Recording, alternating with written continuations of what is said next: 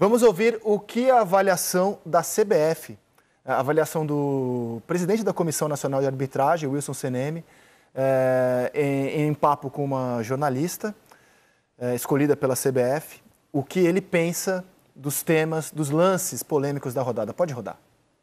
Vamos lá, então, primeiramente a gente vê o gol anulado do Caleri, né? Vamos escutar primeiro o áudio. Legal, hein? Isso, pode parar, por favor, Pérez. A gente já escuta da cabine. Um dos membros do VAR fala, ele apitou antes. O que significa ele apitou antes? Ele apitou antes de a bola entrar no gol. Ou seja, o árbitro de vídeo, a partir do momento que ele apita antes, o árbitro do vídeo já não pode intervir. Tá? Então vamos lá na sequência. Marcou a falta de ataque. Estava apitado já. Isso. Apitou antes, né? Viu aí? Apitei na hora que houve o rebote, que voltou. Ok. Agora a gente tem o lance no detalhe. Isso, exatamente. Sempre que tem as 4 câmeras, né? É porque como o árbitro de vídeo checou a jogada. Ele apitou antes. Isso. Apitou antes, né? Marcou a falta de ataque. Estava apitado já. Isso.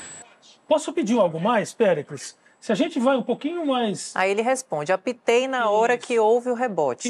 Isso, exatamente. Porque ele entendeu que o rebote já havia terminado as ações, mas ela não tinha. O árbitro de vídeo não trabalha, não faz nada. Porque quando ele recebe a informação de que eu apitei antes de a bola entrar no gol, o árbitro de vídeo já não pode entrar naquela possível infração, né? Então passa a ser uma decisão do árbitro de campo. Na nossa visão, o árbitro de campo, se a gente for ver o detalhe da jogada, Pérez, ele acertou ao marcar a infração. Tá? Ele acertou. Ele errou no procedimento. Porque se não houvesse infração, né, ele não teria permitido o uso da ferramenta VAR. Ele deveria ter o quê? Retardado o uso do apito, esperando que a bola entrasse no gol, para depois ele marcar a falta. Dessa maneira, a checagem da jogada poderia ser feita e uma possível revisão poderia ser feita, né? Mas na minha visão, o árbitro nesse caso acertou, porque nós vemos em detalhe, né? Nós temos ela gravada naquela câmera de baixo, né, Pérez? Vamos ver ela gravada na câmera de baixo? Então, a gente vê que o jogador do Corinthians de branco, ele salta antes e ele tem a preferência pela bola, né? Porque a bola vem mais na direção dele do que na direção do Caleri. E o Caleri só consegue alcançar a bola porque ele desloca o jogador do Corinthians para frente. É importante nessa jogada também, além daquele exercício de ver o árbitro um pouco, né? E se a gente parar no momento, Péricles, da infração, olha onde o árbitro está colocado, né? Olha a proximidade que ele tem e olha o ângulo que ele tem para poder interpretar. É muito bom. Deu pênalti. Decisão de campo, pênalti. Com impacto. Falta. Mão com impacto, ele falou. Para, Pérez, por favor. Quando ele fala mão com impacto, significa que houve uma mão no corpo do adversário e que impactou esse jogador adversário. Coisa que a gente e o árbitro não falou isso naquela jogada do Vasco, que segundo o árbitro foi dentro do limite de um toque de jogo normal. Já nesse não. Esse ele tem uma mão que, na visão do árbitro, impacta o jogador, deslocando o jogador com força e derrubando esse jogador. O que seria uma infração como ele marcou. Isso é muito importante a gente poder analisar as forças do jogo. Detalhes, né? Se a gente olhar o movimento do Rafinha, não é um movimento de ombro com ombro, né? Ele joga a mão, inclusive ele impulsiona o braço para frente para deslocar o atacante, ó. Olha a mão esquerda dele, próximo da axila, ó, e ele empurra o jogador para o lado, tá? E isso faz com que o jogador não tenha condição de seguir na jogada. A gente percebe que não é o jogador que se deixa cair, né? O jogador foi atirado para o lado. Né? Por isso que, na nossa visão, caracteriza, e olha a posição do árbitro, né?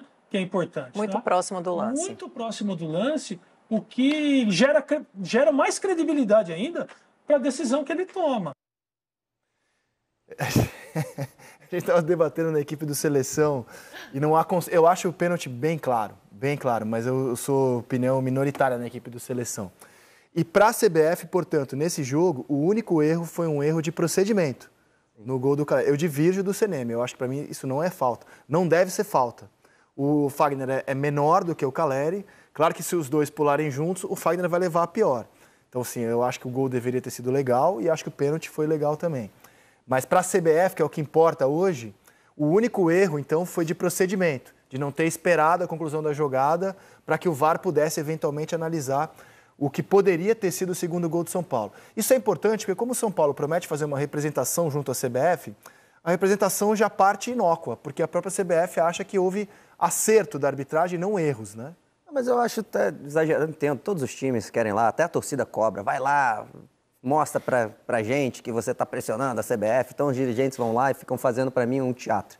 Mas eu acho que os dois lances são interpretativos, são difíceis. Eu entendo eu também não achei falta no Fagner, eu acho que o Calleri vem, é maior, mais forte, tem mais impulsão e vem jantando, né, como dizem no futebol, e ganha de cabeça. Mas, assim, eu entendo que tem o braço, sim, na hora, então eu não acho que era para VAR chamar, mesmo eu entendo a parte do procedimento, né, não custa nada, deixa a bola entrar, vai que foi um erro, claro.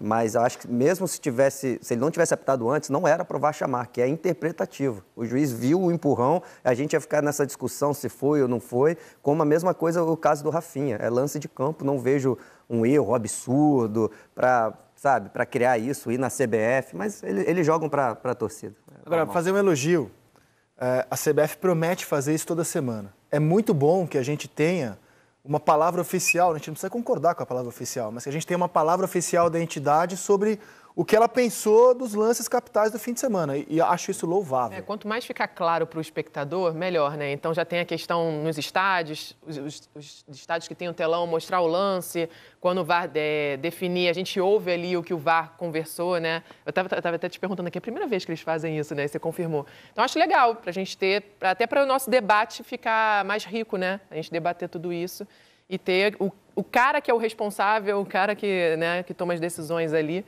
em relação à arbitragem. Então, legal essa atitude aí da CBF, né? Esse vídeo tem no total 46 minutos. A gente editou para colocar... o programa todo, né? Uma dúvida. O vídeo analisa todos os lances da rodada, né? Você sabe lance. se... A gente selecionou alguns para colocar aqui. Quem quiser ver o vídeo na íntegra, certamente nos canais da CBF vai encontrá-lo.